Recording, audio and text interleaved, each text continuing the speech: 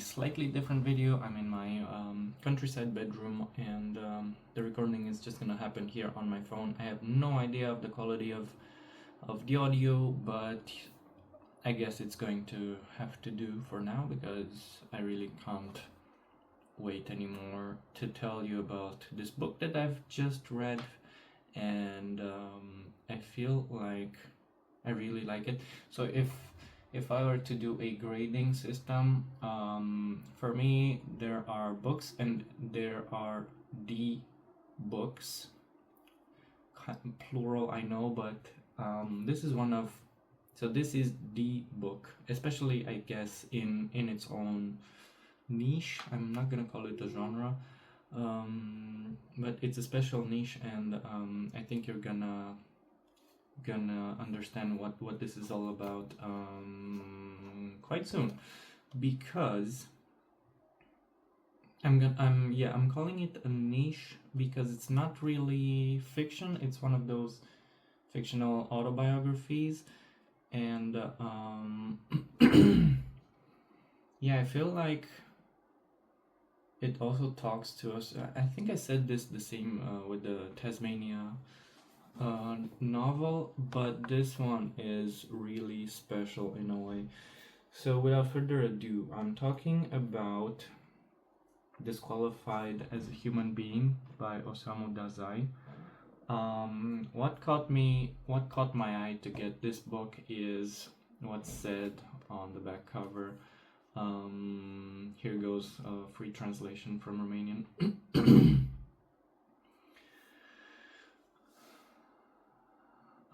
Masterpiece and Testament of Osamu Dazai, the second best-sold Japanese novel of all times, reunites recurring themes from the author's life: suicide, social alienation, and depression. And there's a little quote from the book itself. I'm not gonna spend time translating that. And then there's another quote from Yukio Mishima. I'm not sure who that person is, but I kind of get what they're trying to say. So, free translation again. What I despise at Dazai is the fact that he unveils exactly the things from myself which I want to hide the most from everybody else. So yeah, this is definitely a fourth cover done pretty good. Not only it succinctly catches the image of what you're gonna get here, but you get a quote from the book and you get a quote from somebody else. I'm not sure who the person is. I didn't bother to check, but this was great. This really made me get the book, and yeah, basically fly through it. So a bit on the title. In Romanian, it's translated as dehumanized, which also immediately caught my eye because, and again, it's something that's specific to the book itself, talking about society and other human beings in relation with us. I feel like this action of dehumanizing someone, in a way allows villains, or those people who are, eager to do harm, not eager, but they feel free and entitled to do harm to others. I feel like this is the first step that they need to do. They dehumanize somebody else, so they do not consider them humans anymore, and this sort of allows them to do the nasty things that they do as a society, and as a representative of this awful society, which Osamu also catches a glimpse of in this book. But here, this term of dehumanized is taken as it's taken by the author himself, or the fictional author, on himself, and I feel like this is something that those that suffer from anxiety and social alienation also do. They feel like they're not humans and they do not fit in the society, so they do not consider themselves proper humans. But I think that, as we can see, although the author doesn't acknowledge the fact, I think that what he calls and what we can call society now is pretty far from what we would consider the ideal human. So,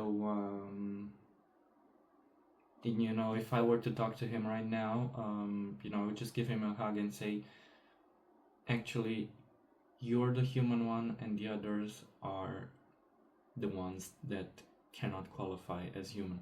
So, yeah. The translator also mentions this for the title. If you know a bit of Japanese, you will recognize. So the original title in Japanese is called Ningen Shikaku, and I think you may recognize Ningen as human, and Shikaku. I feel like Japanese has this weird way of transmitting the energy of the word within the word itself. So originally it would be called disqualified as a human being, and I really agree to that. I feel like, I mean, the author mentions this is how he feels about himself, and I feel like the titles work great, both dehumanized and disqualified as a human being. I feel they work great, and they work with the overall theme of the book. So what's the book about? It's a sort of it's basically a kind of lifelong journal. The author doesn't identify with the main character talking here in the book, but I mean, not the author. It's sort of the narrator talking about some books, some notebooks he found, and talking about the person in those notebooks, describing their life story. And in a way, it's the author's life story. Okay, let's go. I did take a bunch of notes over here, but I don't really feel like going through them right now because they might spoil stuff. But some of these are personal notes. I think on one of them I just wrote personal note without any explanation because it's not something I would talk to anybody about. I mean, this is just me identifying myself a lot in that passage. But so the first note I wrote here, it's when he really talks about anxiety and coping mechanism. So in a way, he's saying he was always afraid of other human beings, and without trusting them and without knowing how to behave as a human being, he says he always kind of hid his fears, and you know, he put on this air of optimism, of you know, being innocent. He hid his depression and you know, this intense emotivity he was suffering from, and slowly as a coping mechanism, he perfected the role of a hilarious clown. That's how he calls himself throughout the book. And I feel like this is true for many. This is why I call it the book, so it qualifies as one of the books, because it really touches upon how we cope, or some of us cope, with anxiety and feeling out of place with other people.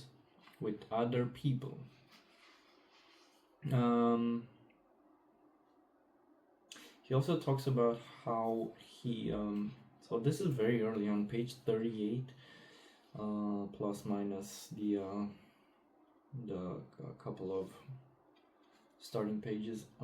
He actually tells what exactly happened at an early age to him that in a way led to his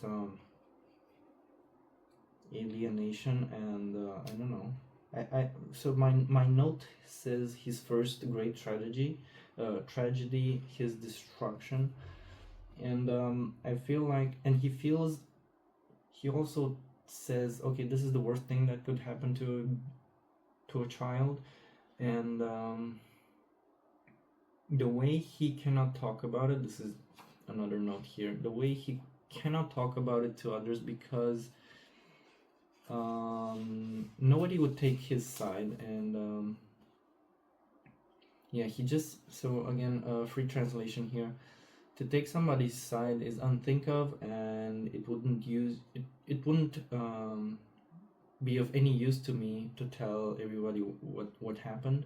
So I kept silent, I hid the truth, I kept the pain in me, and felt like the only way to continue is becoming a clown. Right.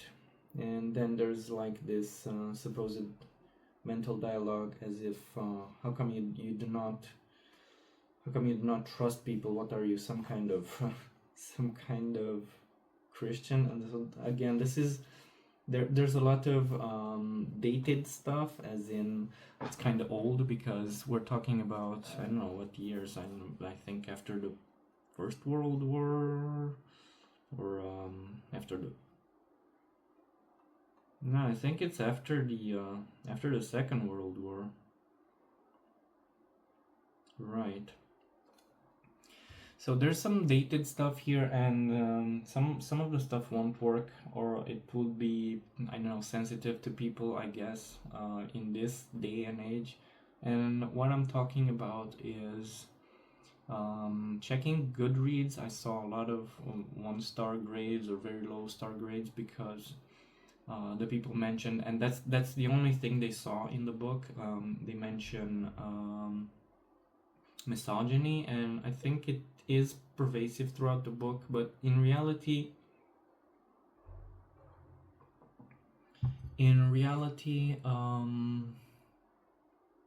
he just hates everybody, and he's afraid of everybody. And when it comes to misogyny, it's just him thoroughly explaining his relationships with women, and it can sound very harsh, but in reality he hates men equally as much, and he doesn't really hate women. He just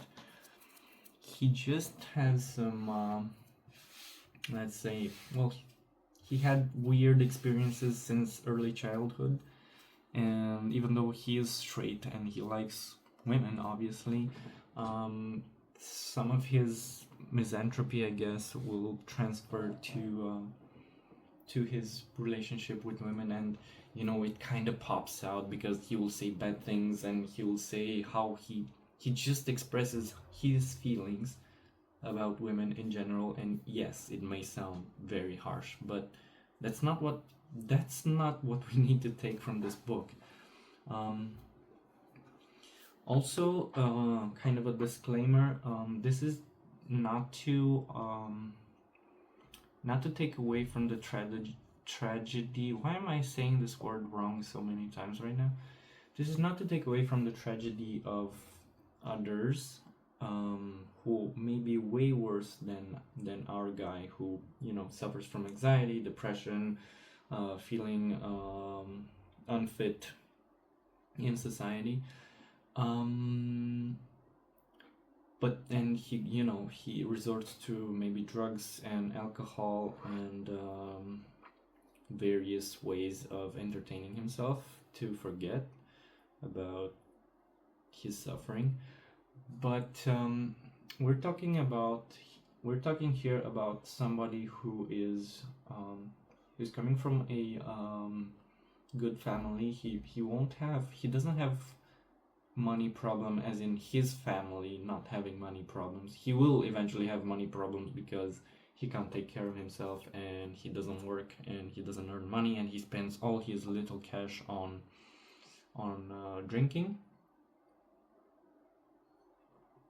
But so this is basically the tragedy of a normal, let's say, human, a normal artist soul who doesn't really have problems, in the family. He has a good upbringing, and he's sent to good schools, and his folks, his family can send him money occasionally, and take care of him in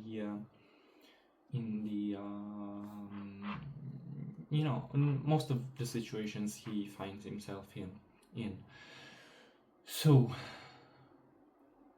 basically we have someone who's set up to succeed, and he has everything that he could need to succeed.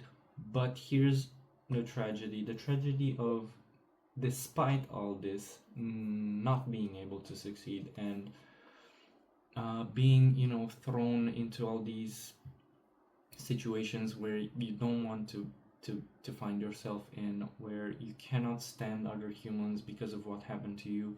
You're unfit, even though you have everything you could need in that day and age to manage and to be good, and to just follow your school, follow your studies, and make it in society. So despite all this, he's misunderstood because of his fears. He's misunderstood because the way he covers his fears with acting like a clown. People feel like they could abuse him and walk all over him, and they feel like they could take advantage of him, and they will take advantage of him. And the other part of this problem is they will dismiss his problem. So even if he would like to express himself, look, this is what I'm going through right now, but the others would dismiss it, and they would just say, look, like, get your stuff together, and can you just be normal or something? Like, can you just do the stuff? I mean, we're giving you money, just go to school, stuff like that. So this is a person who tries to tell everybody, look, I'm not okay. He's also hiding the fact that he's not okay, but still everybody just treats him as if, look, just dismisses his stuff, and just take him as he goes. Just go, just do the stuff that we're asking you to do, and stop bothering us, or something like that. And this kind of stuff happens even after his failed suicide attempt. I mean, this is not going to be a spoiler here because he talks about it a lot. Everybody's disappointed at him because I just don't understand why. I cannot explain why people are furious, mad, disappointed on people who try to end their lives, as if that helps. This is something like, and it's not explained here either, because you just not understand why people behave like that with someone who just tried to end their lives. Also talking about unhappiness in relation with one of the girls who approaches him at one point, while he listens to her, and he listens to her story of what's affecting her. He says, what I wish to have heard from her is just the word I'm unhappiness. And he feels like if we would all just say, look, I'm unhappy, this would solve a lot of problems. Like, don't tell the entire story, just say I'm unhappy, and I would believe you in that instant. So this is something that he's trying to convey here, and it doesn't mean he hates the woman. He just expresses how how lacking we are when we talk. So we're lacking in the way that, we try to convey everything, which can be overwhelming and can be too much, instead of just using the simple feeling that we're going through. I'm unhappy and my life is bad, or something like that.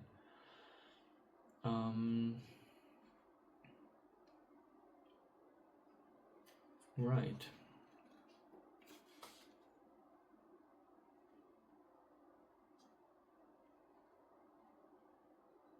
Right, I did mention here the tragedy of surviving a suicide attempt. So it's not enough that you tried to end it, but then you have to face the sort of embarrassment of surviving, I guess. Um, Basically, he's not really saying what he feels in those moments, because he's in the hospital, and he's just, suffering. He's also suffering because it was a double suicide attempt where his girlfriend at the time, died, and he feels extremely guilty for surviving. But that's not just it. He's made to feel super guilty because of the way he is treated by his family, and he's he receives a warning that he might just get I don't know what's the word, like disowned. His father, obviously this big figure that has a important effect over him, casts a big shadow over him and his family, is disappointed, and they all act as if, what's wrong with you, and not in a way that to solve his problem, but rather to, look, stop doing this to us. It's affecting us. It's not about him. It's not about his problems. It's not about why he tried to do it. Nobody asks him, okay, why did you try to do this? And let's fix things so you don't try again. This is all about the other people who had to endure and had to endure helping him. And there is a passage where the person who comes to him, who's taking care of him, sort of in his father's stead, paid by his father and his family, he comes to him at the hospital after the attempt, and he's like, it's very difficult for the helper. The person getting the help doesn't understand how hard it is for the helper to go through all this and push through, as if the helper has bigger problems than the person that needs helping. Yeah. Now, if you think there's a happy ending to this, obviously there's not. And by happy ending, I don't mean I don't want to say anything. I just want to say that there's no final conclusion. I never wrote a conclusion here.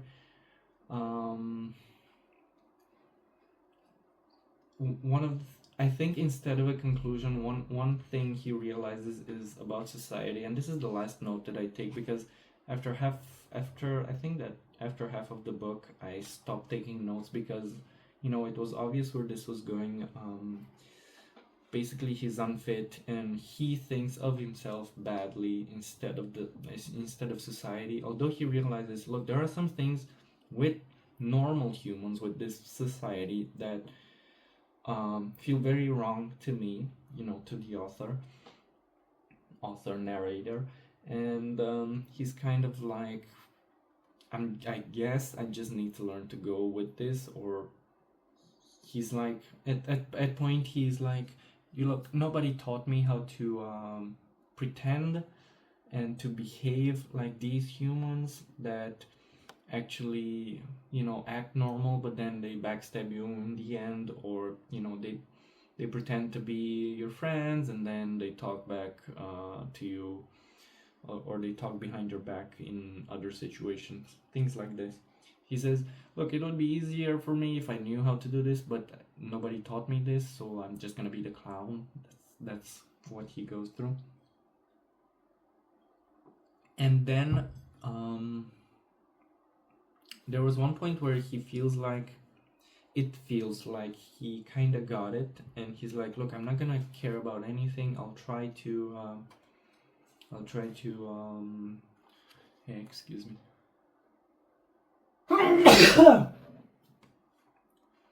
At one point he feels like he finally got it, and he is like, look, I'm not from this point on, I'm gonna try not to care so much. I'm gonna try to kind of dissociate from my feelings, and I'm just gonna at least act that I don't care so much about the others, and I don't need to put so much pressure on myself, and I don't need to bend the ear to every random thought or the way, you know, those around me act. Right, so I was talking about the final note that I took, and this is sort of the conclusion, and there's nothing else. I didn't add anything else here because, you know, it's obvious where this is going, and this sort of conclusion, 3/4 into the book, is basically it. He says something like this: society, I had a feeling that I had a vague idea of what it means. It's the fight of one individual with another individual, right here and now, in which all that matters is momentary victory. Because no other human being will oh god, what's this word? No other human being will bow down to another human being. Even slaves themselves have their own evil way of getting revenge, because for one human, besides victory from one fell swoop, here and now, there's no other way of winning. And I feel like we're how many years from this? Maybe 60 years from this point, and this is so true, like even now. Under the pretext of fulfilling a so-called just cause, the final target is the individual, and beyond the individual, the one that's left is also the individual. So the impossibility of understanding society resides in the impossibility of understanding the single person. The immensity of the ocean is not society, but rather each and every one of them, each and every one human being. And this is the thought that somehow freed me from the ghost of this ocean called society, and I taught myself how to behave with insolence, based on how my immediate situation was requiring, without caring about my concerns, my endless concerns that before that they were, you know, grinding me down. Now that's the conclusion. Finally figuring out what society is, finally figuring out that, you know, what you thought that humans are, they're actually not. And basically, you know, this freeing thought of not caring anymore, because the others, he basically here for one small moment, he basically dehumanizes the others and realizes, look, I just need to care about myself and you know, stop worrying so much, and realize this lie of society, the fact that it's all just a struggle, and what else can you do? You just have to survive and maybe earn your victories moment by moment, because that's what the others do. So you have to play the same game, and it's not good conclusion. It's just sad, but you cannot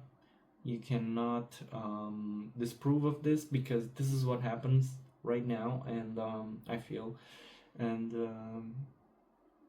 you know, any one of us at any point in time, I guess we could just reach the same conclusion. Look, it's everyone's struggle against the others, and no matter how much we would try to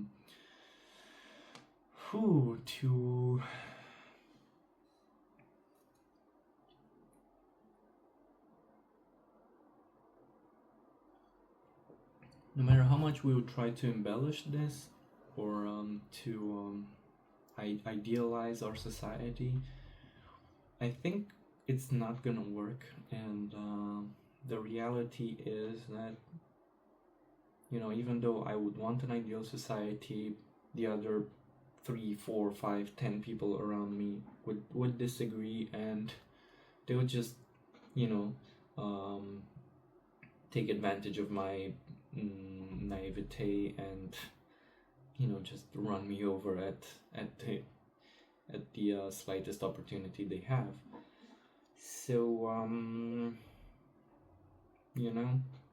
I guess this is the conclusion. Just play the game as it happens and try to secure as many victories. It's not ideal, I agree, it's not ideal, but this is what you get to when you're somebody who was set up to be good, was set up to succeed, but just couldn't, because he's living in a world where he doesn't agree to the rules, and the rules are set up against the person, and they're set up to ignore feelings, ignore opinions, and ignore suffering.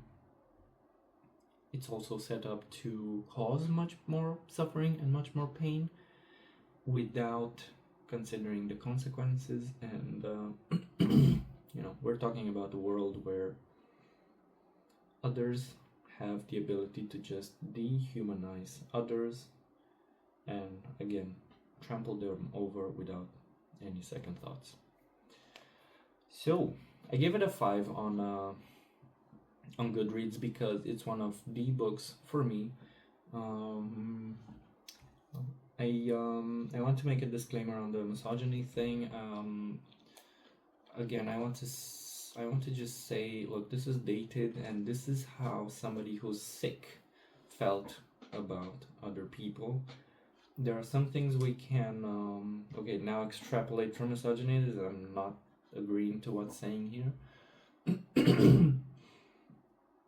I feel like some things that we can all agree with is how society is treating us, how society is treating those that suffer either emotionally or mentally. And I feel like a lot of us can relate with what's here. Not just men, but also women. And especially artists and sort of free souls that not fit, misfits basically. So this would be the end of it. Let me know if you read it, let me know your thoughts on it, let me know if you would dismantle the book completely, page to page. I did feel like it was an easy read. I felt I could relate basically page by page, and it made it so much easier to read. And I was just like nodding and feeling disgusted about what was happening to the character, and it feels so real, because I'm sure stuff like this happen all the time. And it's a book about us, it's a book about the others, and it's a book about situations that just make us feel disgusted of where we are and who we're surrounded by. Okay, that was it. See you soon with another preview or review. Bye for now.